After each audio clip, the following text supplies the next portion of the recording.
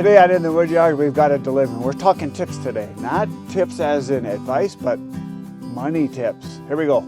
So I just backed up to the trailer here this morning. I've got a delivery for 2 face cords, 2/3 of a cord of mixed hardwood to a regular customer. He gets 1 or 2 loads almost every year. And when I was on my way here, they were talking about how tips might not be taxed anymore. And I was thinking about, the tips that I get for firewood. And I've had questions on the channel too, is like, how often do you get tips? And that's what I'm going to talk about. I would say, on average, somewhere between 20 and 30% of the time I get a tip. And it can vary quite a bit between how much it is and who tips. Now, some people think, everybody should tip. Well, they don't. I know I myself, when I was younger, before I knew how things worked, I thought, why would anybody tip a waiter or waitress? They're just doing their job. Shouldn't the place be paying them? Because I didn't know that that's how they made tips. Well, when I realized that, and I got really good service, I started tipping. This was like, my 20s or whatever. And now when I go places and say, a restaurant, and you're getting really good service, I tip really good. At least I think I do. And if I'm getting really poor service, I still tip, but it's not as much. Generally, what I look for in someone that's waiting on me or providing me a service where, they're dependent on tips, obviously restaurants is the big one. If I get someone that's super happy, super friendly, just really sweet person, whether it's a guy, a girl, doesn't matter, they get tipped more. So that's one person that I give a lot of tips to as far as money. Percentage-wise, it's always higher than the standard. And if I get someone that is just super efficient, and they don't necessarily have to be all syrupy sweet, if they're just really efficient and quick and, you don't even notice they're there, but your glass is always refilled with soda or water, whatever it is, or they just bring you extra stuff. Like if you get say you're at a restaurant and they have free chips and salsa and you're talking away and all of a sudden they just bring another one. They're just paying attention. They just are efficient in what they do. Those are the kind of people I like to tip more too, because they're just doing their job really well.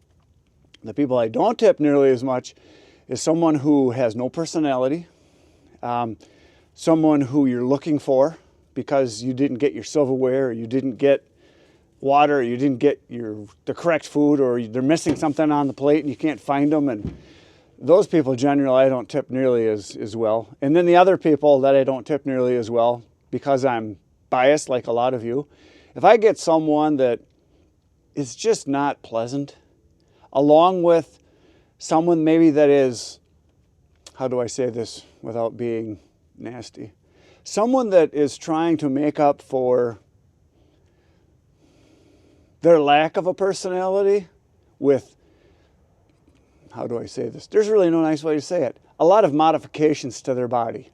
So if they got tons of stuff on their face, piercings all over, nose, lip, eyebrow, ears, cheek, chin, wherever they're putting it, if they got tons of tattoos, if their hair's 47 different colors, and they're just, when you first look at them, you got to control yourself not to go, holy crap, what's that?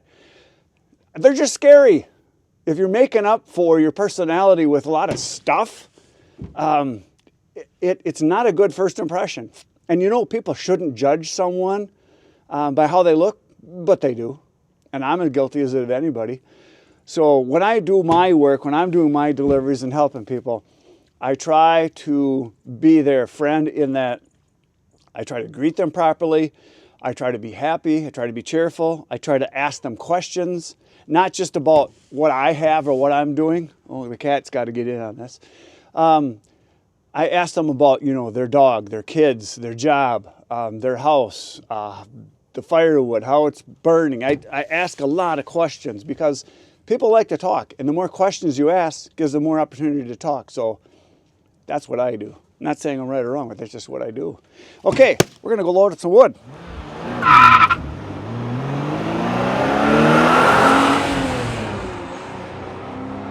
So I started to pull away, and the whole herd came running out. because they haven't been fed today, obviously, and it's kind of cold. So look at here. This is not the whole herd. Let's see, we got 1, 2, 3, 4, 5, 6, 7. We got 8 of them, and there's 13. So the friendly ones are here. The ones I never see stay in the barn. There's a gray one, another black one. There's a few different cats that they just don't come out. Well, there's 2 more over there. I didn't see those 2. So 2, 3, 4, 5, 6, 7, 8, 9, 10. We're missing 3, I guess. But yeah, the gray one never comes outside. It's a gray and white one. And that's the one, if I look at it, it runs away. Generally, the older cats are nicer because they've been around a while and they know that I'm the food man. So, okay, now we're gonna go throw some wood in the back of the trailer here and go do a delivery. All right, so I just pulled up to the bin here that has a bunch of mixed hardwood in here. We're gonna put on a full load because that's what I can fit in this trailer. And then we're gonna go do a delivery. Now, I thought of something as I was driving over here as far as tips. So I didn't really answer the question as far as, you know, tips, how much people tip me or how often. And like I said a little bit earlier, I would say it's somewhere around 20% to 30% of the people tip me. Now, the last 4 deliveries that I did, because I did 2 yesterday and then I think I did 1 each of the days before that, I didn't get any tips. So, and the one today, I know this guy, I generally don't get a tip from him. But there are certain people that I know always tip me. And believe me, it makes a difference. You're happier when you go do it. You're happy that they give it to you. You know ahead of time, like, oh, this guy tips good. So I don't know, I shouldn't. I try to treat everybody the same all the time, but I make sure those people that tip me, I might take them a bundle of kindling, or I might throw extra wood in, or I might take something that they didn't order. Say they're a person that normally just gets oak. Sometimes I'll take an armful of like hickory or cherry and say, hey, I brought you some extra stuff here, some cherry, try this out. Things like that. You tend to just be nicer to people that tip you. It's just human nature. I know I shouldn't be that way, but it does happen. And I know that waiters and waitresses, when I'm at a restaurant or wherever, I know that if I go to a place that I get the right person, it's like, ooh, it's like, ooh, I got this person again. You can just tell right away, they recognize you and you get really good service, you tend to tip a little better. Now, as far as what I get for tips, this is a question that does come up. You know, how much do people tip me? I have found that you cannot judge a book by its cover. It's not the big McMansions, the people that live in the big $1 million homes that tip. They rarely do. I think there's a reason why they have those big McMansions. Well, there's 2 reasons. 1, they can afford it and have lots of money. 2, they can't afford it and don't have a lot of money. So they tend not to tip very good. The people that tip me the best are your average, everyday, common people. That's the people that I notice that tip me the most. I have I can think off the top of my head, probably a good 10 people. Every time I go there, I get an extra 20 bucks. Every time. And then there's other people that every time I go there, several of them, because you remember them, you kind of remember the numbers for some reason. It just works that way. One guy gets a face cord or a third of a cord, but he does it like 5 times a year. He always gives me extra $5 every time. There's one guy that I deliver to probably once every other year, and twice in the last probably 4 years that I've been there. He gets a full cord of oak. He has me stack one of the cords, face cords, in his garage, and then the other 2 face cords, or 2/3 of a cord, I dump in his, he's got a tennis court area kind of out back. I dump it out there. He always tips me an extra $100. Last 2 times I've been there. So the delivery for the wood is included because he's only like 5 miles away, but the wood should be $360, and then I charge him $20 to stack the 1 face cord, so it's $380. Well, the last 2 times, well, actually, he paid me a $120 tip, so last 2 times I've been there, he gives me $500. Brand new, spanky, shiny Uncle Ben's. And he just says, here, thanks for taking care of me. I'm glad I don't have to do this. I appreciate it. So he's a good, and it is a bigger house, and he does have the money.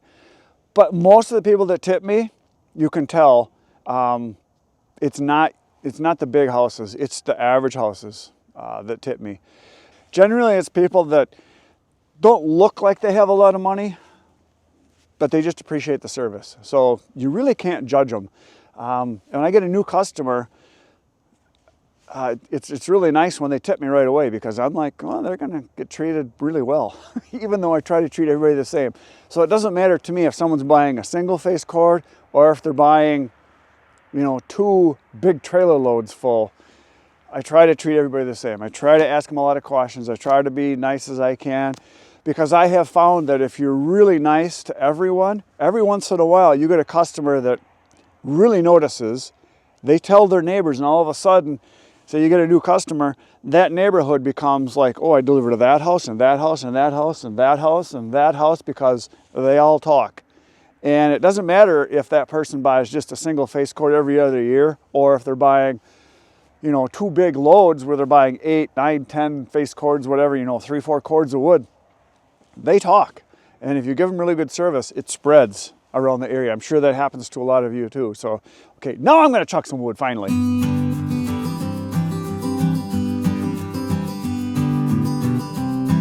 There it is, a beautiful load is once upon the trailer. Now you noticed towards the end, if you're watching, I went over and I turned the pieces and get them so it's more smooth, because you really don't want stuff sticking up, like this one right here sticking up a little bit. So you try not to make a hole in your screen there, but I got it all on tight, and it's a nice load.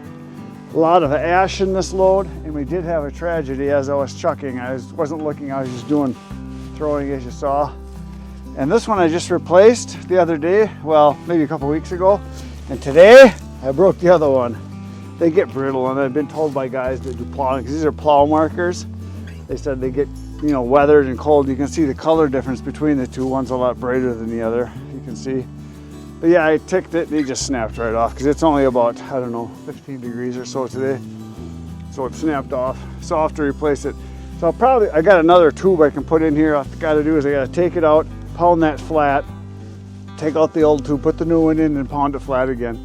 But what I'll probably do eventually is just put in some, probably a piece of conduit or something like that, and I'll just put some pink tape on it or something so it's metal, because plastic is, you know, plastic. So there's the load. We're gonna go down the road and make a dump.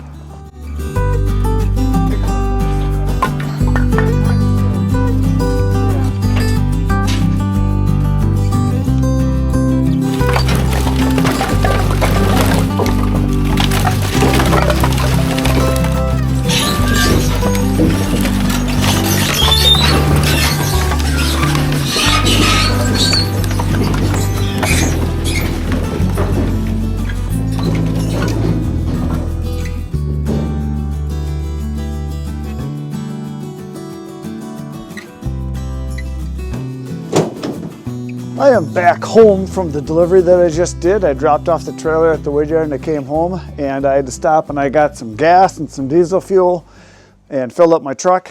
And I want to make an announcement. You guys are going to like this. This is something you've been looking forward to for a very long time.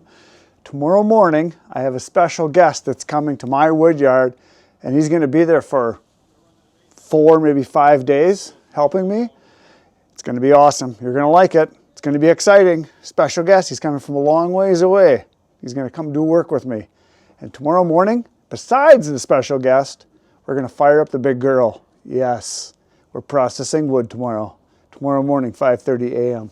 See you then. Good night, Irene.